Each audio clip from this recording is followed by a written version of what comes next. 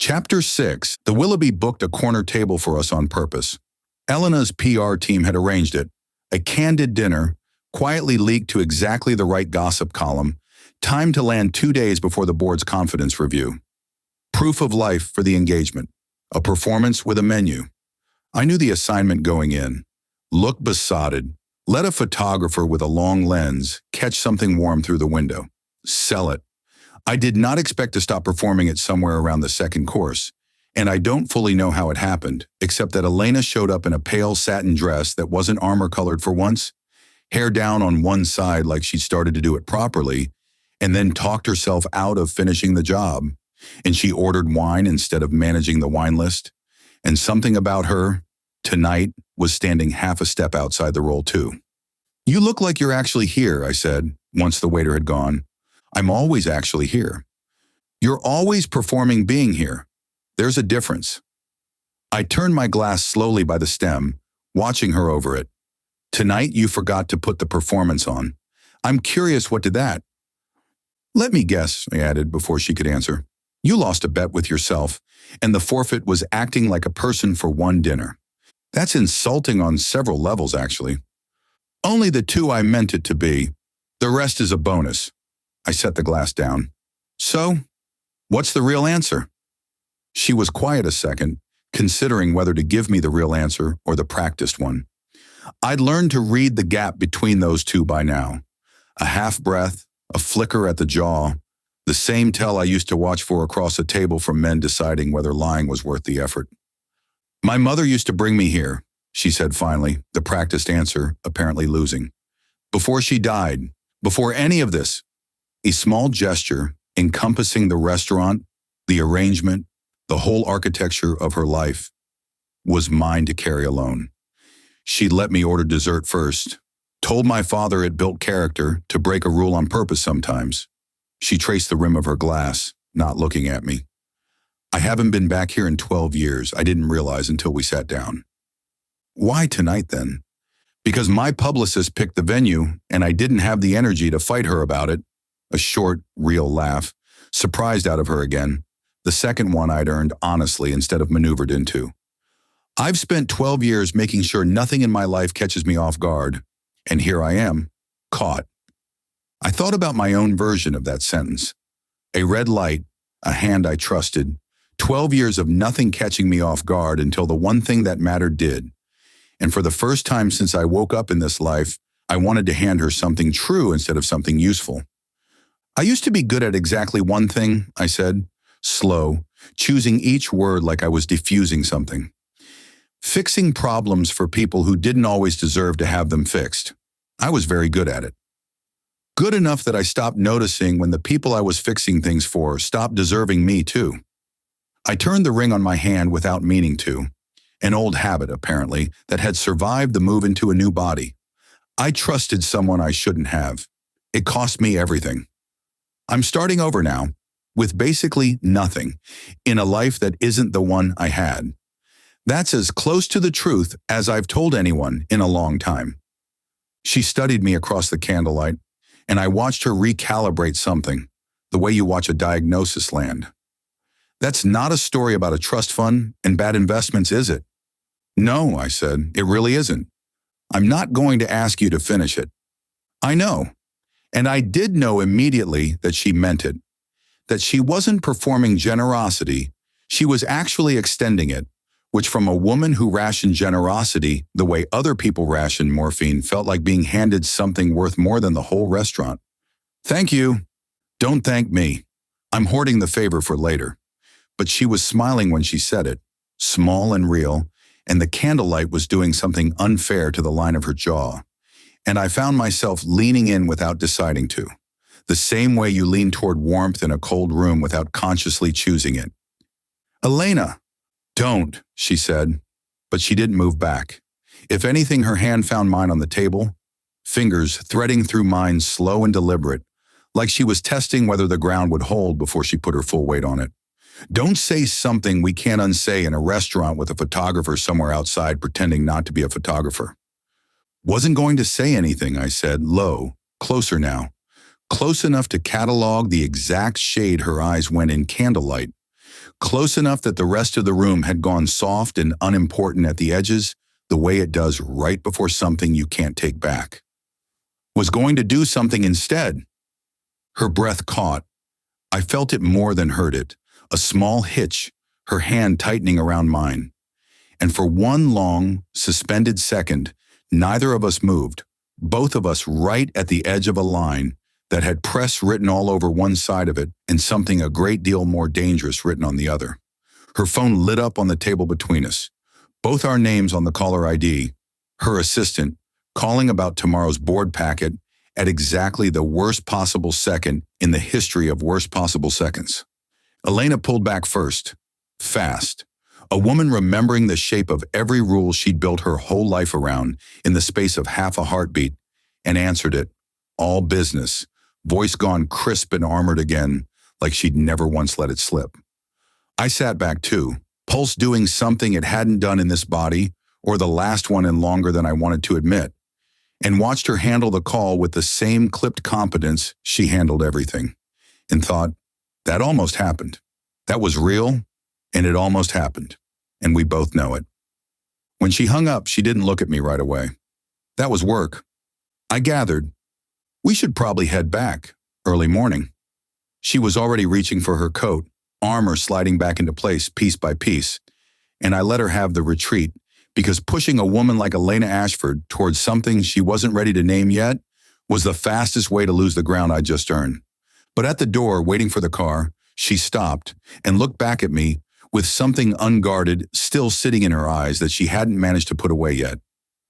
For the record, she said, quiet, almost private, if that photographer got a picture of us just now, it wasn't going to need much editing to look real.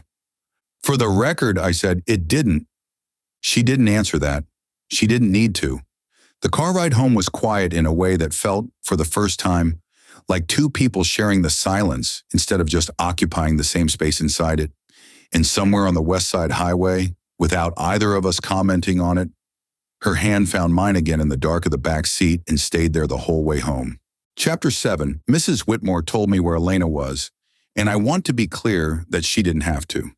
She mentioned it the way you'd mention the weather, flat, casual, entirely deniable, while I was reading, for the third time, a printout I'd spent 2 days getting a very reluctant paralegal to pull for me. Ms. Ashford has dinner at the Willoughby tonight, she said, setting down a tray she didn't need to bring me. A business matter. Mr. Kane's introducing her to a potential partner, I believe. A pause precisely timed. Table for two, according to the reservation. Table for two doesn't sound like a business matter with a potential partner. No, she agreed, mild as milk. Mrs. Whitmore. She was already turning for the door, and I said it before she'd finished the turn. Thank you. She paused just long enough to make it clear the pause was a choice and not a hesitation, and looked back at me with an expression of complete, dignified confusion. For what, Mr. Vance? I merely mentioned her agenda for the day. Of course, I said. My mistake. Quite, she said, and left the room without another word, and I understood, watching her go, that I had just been handed something by a woman who decided, quietly and without ceremony, that I'd earned it, and who fully intended to deny, for the rest of her professional career, that she'd ever handed over anything at all. The printout on the table in front of me made the decision easy.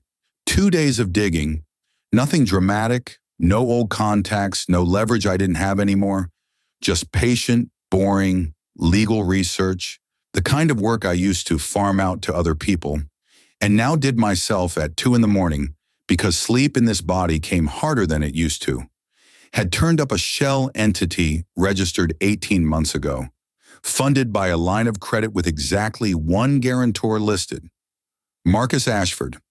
Sebastian Kane didn't have investment capital of his own.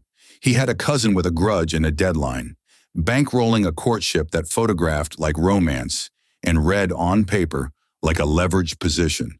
I didn't have proof of intent.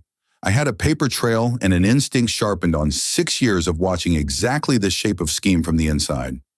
That used to be enough for me to act on. It was going to have to be enough tonight, too. The Willoughby's host recognized me, Small mercies of being a semi-public fiancé. And I told him I was joining a table already seated, which was true in the sense that I fully intended it to become true within the next 30 seconds. They were tucked in a corner booth, Elena in a dress a shade too warm for her usual palette, laughing at something Sebastian had said, and I watched, one more second, just one, filing the whole tableau away, the specific way he'd angled himself toward her, the specific way his hand had found the back of the booth behind her shoulder without quite touching her, close enough to read as intimate to anyone glancing over, plausible enough to deny if she'd called it out.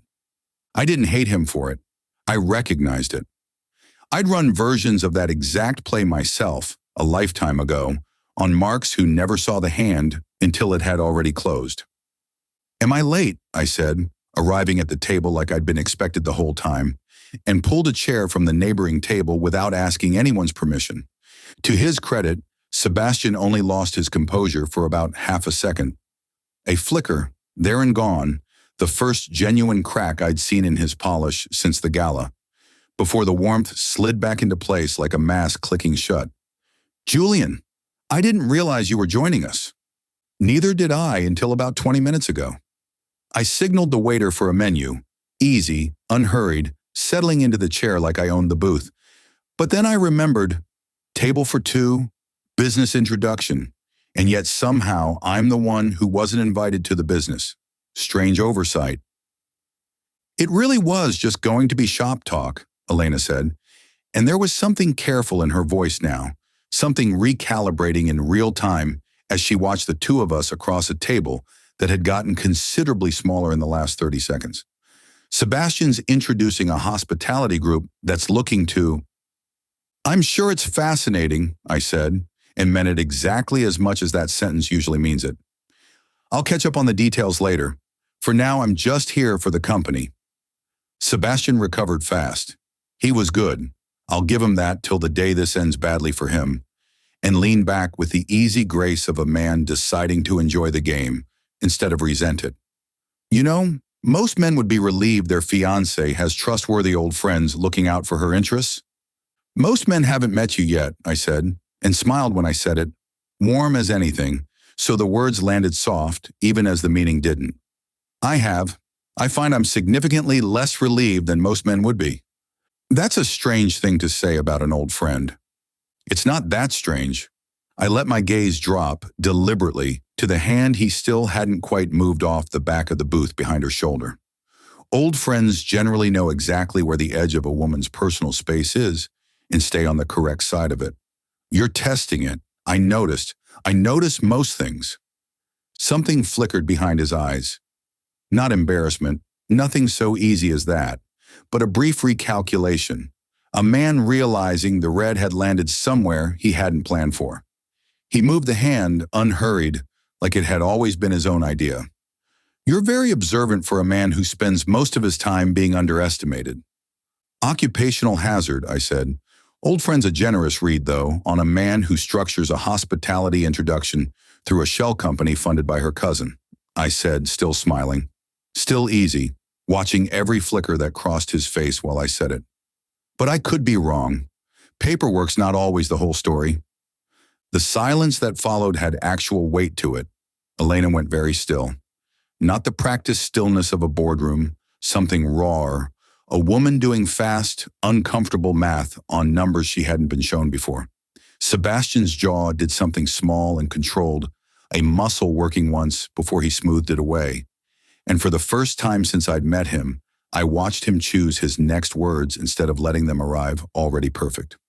"That's an interesting accusation to make at dinner," he said, voice still warm, but with something colder running underneath it now, a current I'd been waiting to see since the gala. Especially from a man whose own background nobody's ever quite been able to pin down. There it was. The counter-strike, aimed exactly where it should have been aimed, at the one soft spot I actually had. I let it land without flinching, because flinching was the one thing I couldn't afford to give him. "Funny thing about backgrounds," I said. "Mine's boring enough, nobody's bothered digging. Yours apparently rewards the effort." "Enough," Elena said, quiet but absolute. the voice she used in boardrooms, and both of us stopped like we'd been cut off at the source. She looked between us, not soft anymore, not the woman from the balcony a week ago, but the woman who ran a 9-figure company before 9 a.m. every day of her adult life. I don't know what this is. I don't love finding out at a dinner table, and I especially don't love finding out my fiance's been running background checks on my friends without telling me. I found something that concerned me, I said, steady, no apology in it, because I didn't have one to give. I brought it to the table instead of sitting on it. I'd do the same thing again. She held my gaze a long moment, something working behind her eyes that I couldn't fully read, and then turned it on Sebastian, and whatever she found there. I don't know, I wasn't watching him, I was watching her. Made something in her expression shift half a degree colder than I'd seen it go all night. I think dinner's over, she said, standing, gathering her coat. And for the first time all evening, neither man at that table got to decide what happened next. She didn't take my arm on the way out. She didn't take his hand goodbye either. She walked out of the Willoughby alone and left the two of us sitting there in a silence that had entirely stopped being about either of us. "You've made an enemy," Sebastian said quietly, once she was out of earshot, and for once there was no performance in it at all. "No," I said, standing, buttoning my jacket, watching him with everything I actually was for just one unguarded second. "I've made a promise. There's a difference. Ask me again in a few months which one you should have been more worried about." Chapter 8. Things had been cold between us for 4 days. Not hostile. Elena didn't do hostile. Hostile would have meant she was still spending energy on it. Just cold, precise, professional, like I'd been quietly reclassified from fiancé to an item requiring management. I deserved some of it, sure.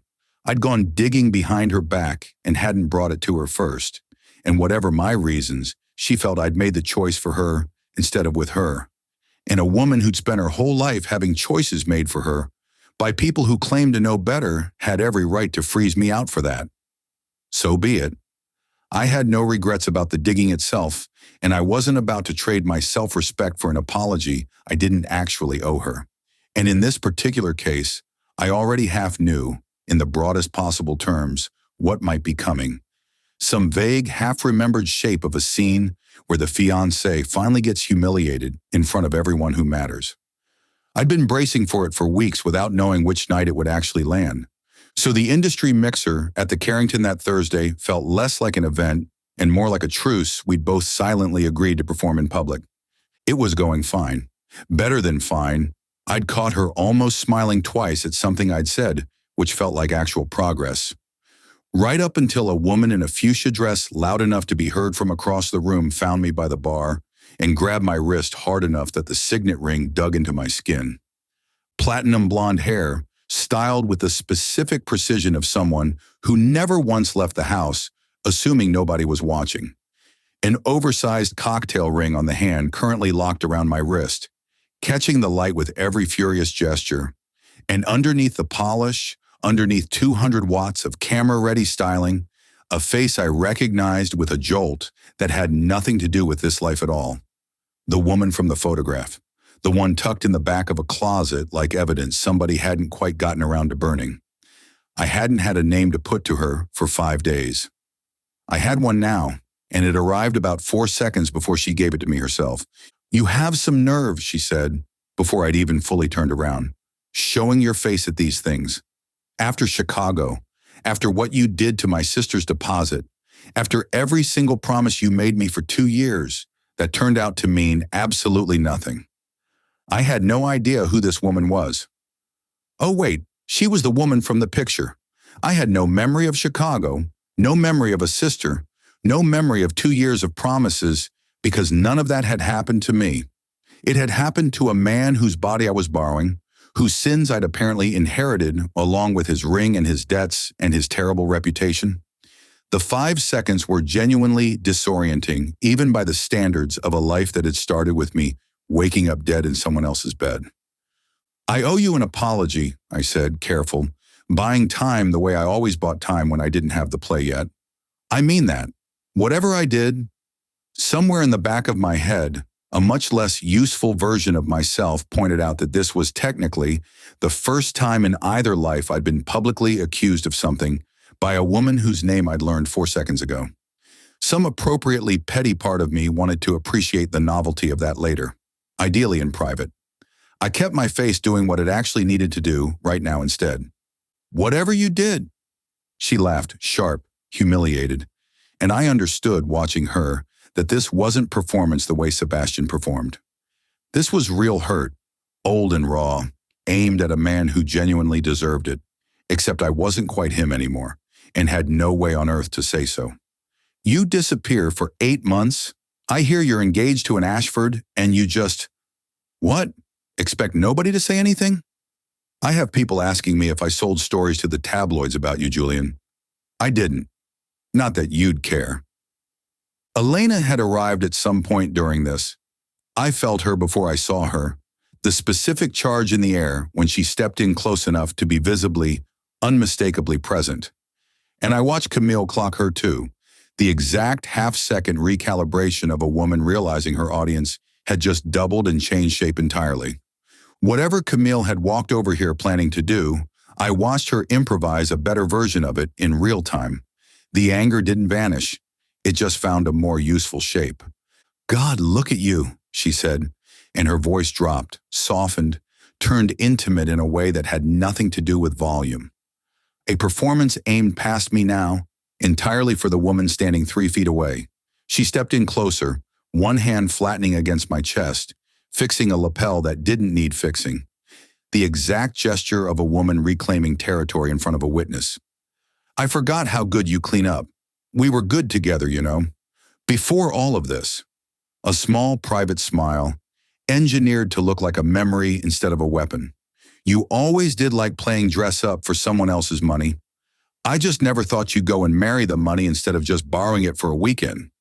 "You must be Camille," Elena said, and her voice was doing the thing I'd learned to recognize as her most dangerous register. Perfectly pleasant, perfectly calm, absolutely lethal. I've heard the name. It came up in the background work my father's people did before any of this was public. I hadn't heard the specifics. "There are a lot of specifics," Camille said, chin up, playing to the small crowd that had started, inevitably, to orbit the scene, her hand still resting on my chest like a claim she fully intended someone to notice. "Ask him about the deposit, ask him about Rachel, ask him about literally anything from before you people scooped him up and put a ring on him, or don't." Her fingers curled, just slightly, into the fabric of my jacket. "You used to call me trouble like you meant it as a compliment. I actually believe that one." Something flickered under the anger for just a second. Not softness exactly, but the ghost of it. "I don't know when you stopped meaning things like that. I don't think you noticed either." "Julian, come on. You know where to find me when this gets old. It always does, with people like them." I felt the room's attention land on me, felt the exact shape of the trap. Deny everything and sound like a liar, confirm anything and hand her the story she'd come here to tell, or worse, let her hand sit there 1 second longer than it should and hand Elena an entirely different story, one that wasn't even true. My old life had trained me for exactly this kind of exposure 100 times over, cornered with no good answer, and the lesson had always been the same. You don't win by defending the man they think you are. You win by refusing to be him. I took her wrist, gently, no theater in it, the same unhurried certainty I'd use disarming anything dangerous, and lifted her hand off my chest in a step back half a pace, putting exactly enough air between us that nobody in that circle could mistake it for anything but what it was. "I'm not going to stand here and relitigate a version of me that made those choices," I said, quiet, steady, meaning it more than anyone in that circle could possibly understand, and I aimed the next part at Camille, but said it for Elena. "If I hurt you, and it sounds like I did, I'm sorry, genuinely. Whatever that man owed you, I'll make sure it gets settled. No argument, no conditions." I let her see that I wasn't performing this either. "But I'm not him anymore. I know that's not an excuse you can use on a deposit. It's still true, and I'm not coming to find you. Not tonight, not when this gets old, not ever. There's exactly one place I'm going when I leave this bar, and she's standing right there. Camille stared at me like I'd short-circuited something, some script she'd rehearsed the whole way over. And for a second, the fight went out of her, replaced by something almost bewildered. "You've never apologized for anything in your life," she said, quieter now, just for me. "And you've definitely never turned anyone down in front of an audience before either." "I know," I said. "Believe me, I know exactly how strange all of this sounds." She left without another word, threading back through the party fast, and the small crowd dissolved with the efficient speed of people pretending they hadn't been listening. And it was just Elena and me, and the noise of the room rushing back in around the sudden quiet between us. "You didn't deny any of it," she said. "Couldn't. Some of it's probably true. You didn't defend yourself either." She was watching me with an expression I hadn't seen on her before.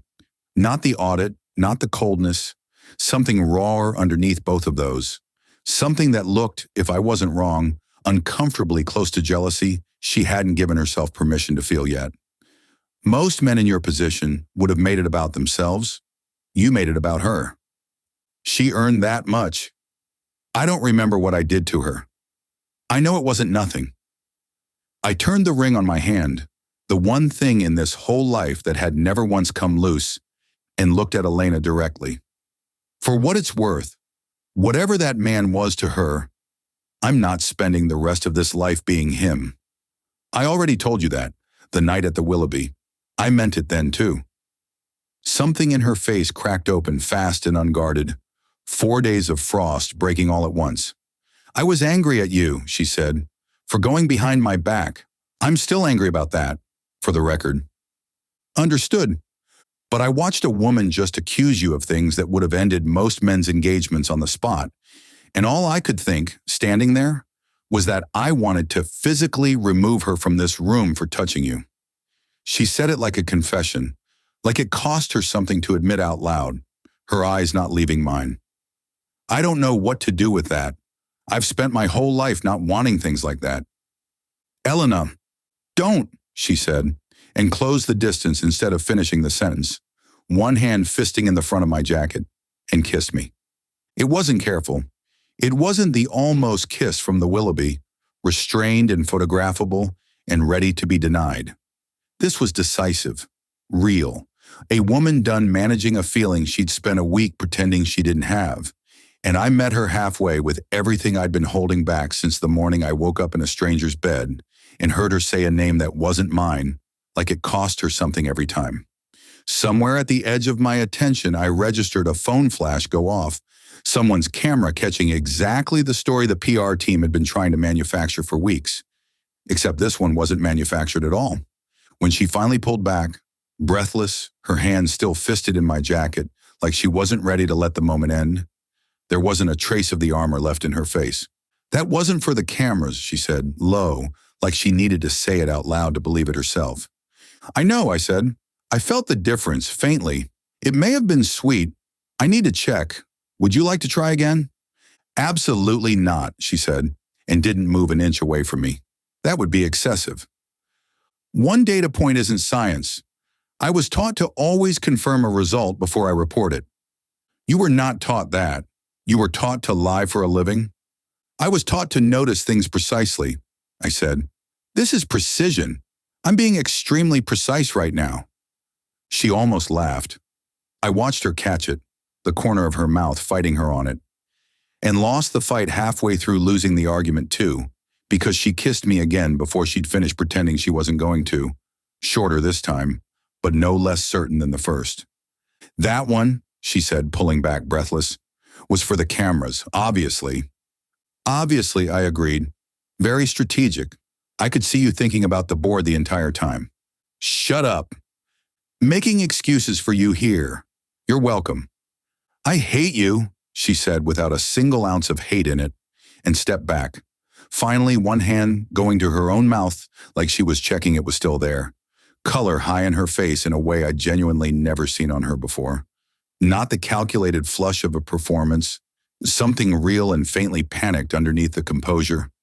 A woman realizing in real time exactly how much ground she'd just given up in front of a room that was absolutely going to talk about it tomorrow. I need, I need air. I need to not be looking at you for approximately 10 minutes.